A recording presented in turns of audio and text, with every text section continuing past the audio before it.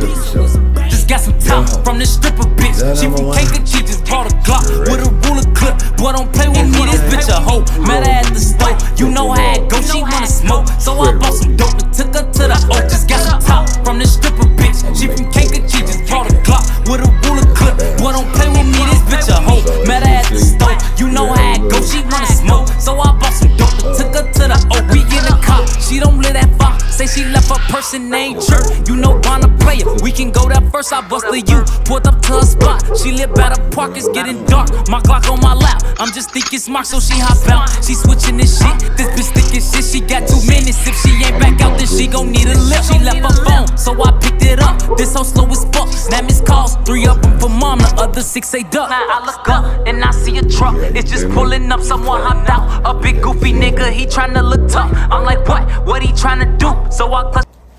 And oh yeah, Chet, this is sponsored by Rip It. Well, we rip it good and we rip it fast and we whoop ass. I gotta tend to the kids. Be back.